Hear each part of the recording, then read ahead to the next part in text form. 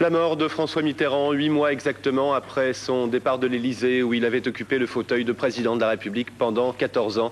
François Mitterrand s'est donc éteint ce matin à 8h30. Nous allons dans cette édition écouter un certain nombre de réactions, mais revenons d'abord sur les circonstances du décès de l'ancien chef de l'État qui était malade depuis plusieurs années.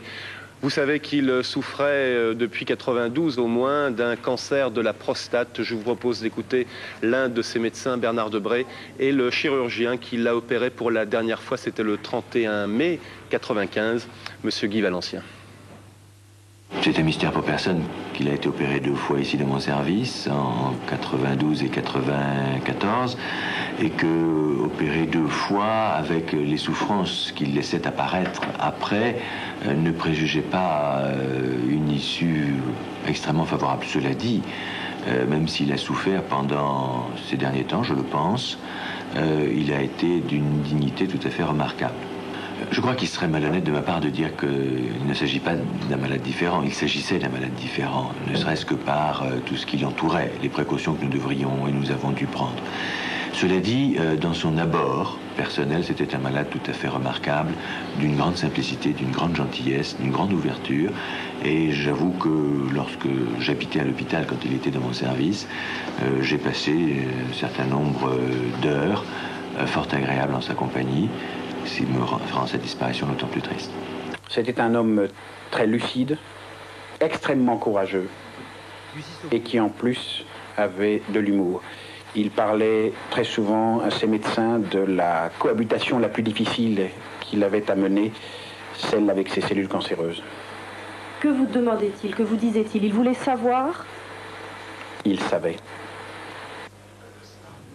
C'est François Mitterrand qui avait annoncé lui-même sa maladie en 1992, une maladie qui avait alimenté beaucoup de commentaires et pas seulement médicaux. Les politiques s'interrogeaient légitimement à un certain moment pour savoir si François Mitterrand avait effectivement les moyens physiques et intellectuels de mener à bien sa tâche. François Mitterrand et la maladie, le récit de Pierre Ly. En mai 81, à peine élu président de la République, François Mitterrand déclare qu'il rendra public tous les 6 mois ses bulletins de santé. Une volonté de transparence très vite mise à l'épreuve. Fin novembre 81, Paris Match révèle que le président s'est rendu le samedi 7 du même mois sous un nom d'emprunt au Val-de-Grâce pour se soumettre à une échographie et à une scintigraphie. Des examens qui peuvent évoquer déjà la recherche d'un cancer. Le 9 décembre 81, lors d'une interview à TF1, François Mitterrand confirme les examens. À écouter aujourd'hui cette interview, on peut supposer que le président, même s'il n'en disait rien, pouvait savoir qu'il était menacé par une longue maladie. Quelques jours plus tard, le bulletin de santé du chef de l'État revient sur les douleurs dorsales et indique des investigations dans tous les domaines, sauf dans le domaine urologique, celui de la prostate. Oubli ou omission volontaire, tout est normal sur les bulletins de santé présidentiels jusqu'au 22 juillet 92, 2 mois avant la première opération de la prostate. Mais 10 ans plus tôt, à Solutré, on avait déjà guetté sur le visage du président des signes de traitement hormonal à la suite d'incidents. On savait que le mois précédent, en Afrique, on l'avait vu victime d'un malaise. Autre malaise en 89 au Venezuela. François Mitterrand en fera un 3e en Corée, mais en 93, alors que son cancer de la prostate est officiel depuis 1 an. Le professeur Stegl a annoncé à l'issue de la première intervention chirurgicale à l'hôpital Cochin. À la sortie, François Mitterrand plaisante quand on lui demande s'il envisage de démissionner. Non, il n'y a pas de raison. Je ne pense pas qu'on m'ait enlevé un lobe du cerveau, car c'est pas de ce côté-là que ça se passait.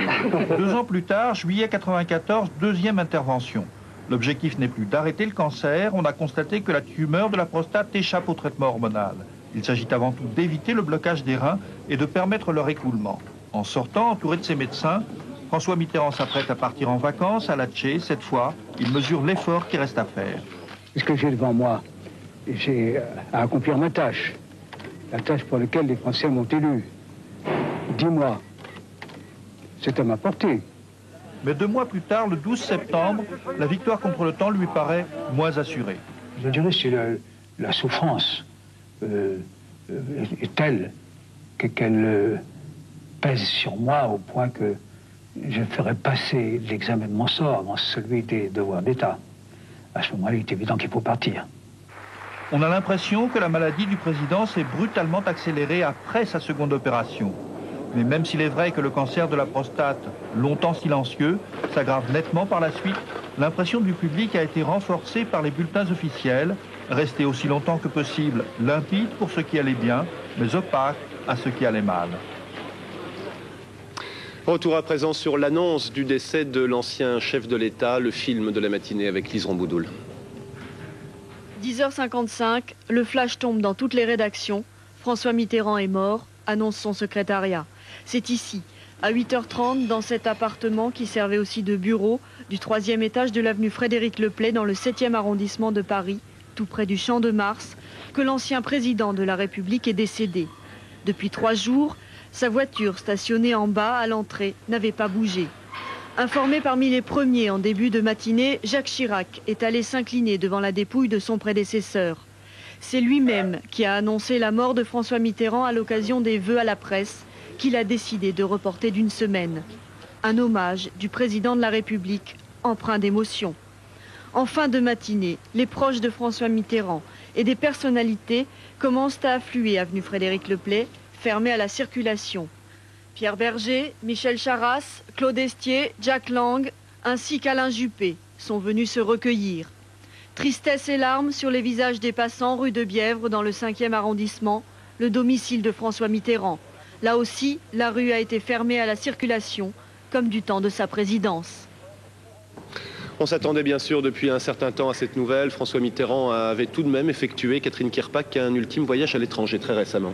Effectivement, François Mitterrand avait tenu à passer son dernier Noël à Assouan, en Égypte, en famille, comme il le faisait depuis plusieurs années. Sa fille naturelle Mazarine était présente. Il n'avait presque pas quitté sa chambre d'hôtel, sauf pour une promenade en bateau sur le Nil. François Mitterrand était très attaché à l'Égypte. « Je suis venu chercher le soleil et la paix », avait-il déclaré durant son avant-dernier voyage en février 1995. Selon ses gardes du corps, il écrivait 2 livres. Ce matin, dans son proche entourage, on indique que François Mitterrand était très serein lors de ses derniers moments de vie. Alité depuis son retour des Landes mardi dernier, l'ancien chef de l'État était accompagné dans ses tout derniers moments par son médecin personnel, le docteur Jean-Pierre Tarot. Et puis le docteur Philippe de Cuypers, homéopathe, a déclaré avoir fait le maximum et tout ce qui était humainement possible pour soulager sa maladie. Enfin, François Mitterrand sera inhumé à Jarnac dans son caveau de famille jeudi prochain. Les réactions à présent, elles sont évidemment très nombreuses en France et partout dans le monde. À gauche d'abord, je vous propose d'écouter les commentaires plutôt émus, vous allez le voir, de Pierre Jox, Pierre Mauroy et d'abord Lionel Jospin. Première réaction est une réaction de chagrin profond et en même temps, c'est un moment où tous les souvenirs reviennent de ce que nous avons fait ensemble avec François Mitterrand, de ce que j'ai fait aussi personnellement. Je rentre à Paris, je vais aller saluer, embrasser Daniel Mitterrand, je vais aller m'incliner devant lui. Et puis cet après-midi, du siège du Parti socialiste à l'intention des socialistes, à l'intention des hommes et femmes de gauche dans ce pays, je m'exprimerai peut-être plus longuement. Et je dirais davantage ce qu'il a apporté à notre histoire, à la fois à l'histoire du pays et à l'histoire des idées de gauche. Je suis plein d'émotions. Cette mort, bien sûr, je la redoutais. Je l'attendais presque. Et pourtant, je ne puis pas tout à fait l'accepter. Et mon émotion est à la mesure de l'affection que je lui ai portée, et depuis bien des années. Une affection pour ce qu'il a fait, pour des idées que nous partagions. François Mitterrand repose paisiblement sur son lit. Il a eu une belle vie. Nous sommes nombreux à l'avoir admiré, aimé, soutenu. Un homme d'État qui a une action pendant tant d'années, il n'y a que l'histoire qui puisse le juger.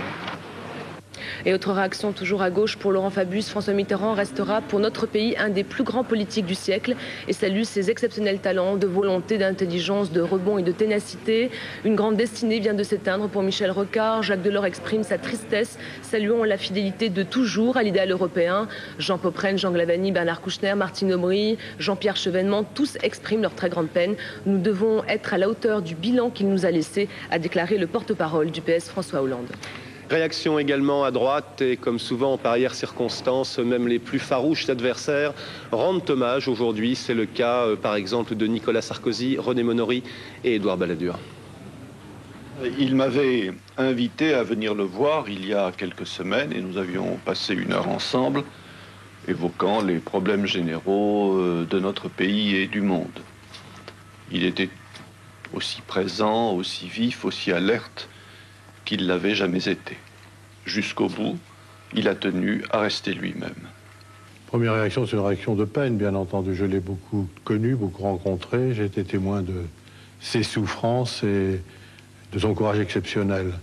Je salue l'homme qui a dirigé la France pendant 14 ans et qui a, dans le fond, assis les institutions de la République, de la Ve République, puisqu'il a démontré la possibilité de l'alternance pendant 14 ans. Et je crois que c'est une grande disparition pour la France. Et comme vous le savez, je n'ai jamais partagé les combats politiques ou les idées politiques de François Mitterrand. Je n'ai non plus jamais été l'un de ses proches, mais aujourd'hui, sans doute comme beaucoup de Français, je suis très peiné par l'annonce de sa disparition, parce que c'était un homme d'État qui, à sa façon, bien servi la France. J'ai eu l'occasion d'être pendant 2 ans au gouvernement d'Édouard Balladur, pendant que François Mitterrand était président de la République, et j'ai pu à cette occasion voir de près comment il avait surmonté les épreuves personnelles de la douleur physique qui lui était rendue quasiment insupportable sur les derniers jours de sa vie. Et aujourd'hui, encore une fois, comme beaucoup de Français, je suis peiné par cette disparition. Philippe Séguin, le président de l'Assemblée nationale, estime que François Mitterrand est définitivement entré dans l'histoire. Hommage unanime, bien sûr, de l'ensemble de la classe politique. Le Premier ministre salue l'une des figures marquantes de cette fin de siècle.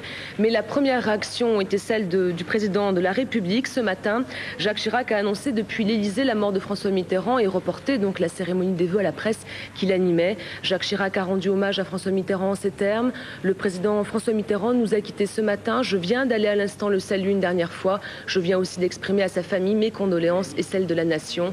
Pendant 14 ans, M. Mitterrand a été une page importante de l'histoire de notre pays. C'est une figure qui nous quitte et je le salue avec émotion et avec respect. Enfin, à noter la réaction du Front National. Bruno Gollnisch se salue les sursauts d'honneur. Dans un communiqué, le secrétaire général du FN met l'accent sur les époques controversées de la vie de François Mitterrand. Enfin, pour conclure, les réactions à l'étranger qui sont bien évidemment très nombreuses. L'Espagne, l'Autriche, l'Australie, la Hongrie rendent hommage à François Mitterrand. Le chancelier Helmut Kohl se déclare profondément bouleversé. L'Europe a perdu un grand homme d'État. John Major salue les réussites de François Mitterrand qui perdureront dans l'avenir. Je l'aimais bien et je le respectais, a déclaré Margaret Thatcher. François Mitterrand était un allié pour George Bush. Enfin, le Premier ministre israélien Shimon Peres qui déplore la perte d'un grand ami. Nous l'écoutons. François Mitterrand était par le plus grand leader dans le XXe siècle. Un homme avec un courage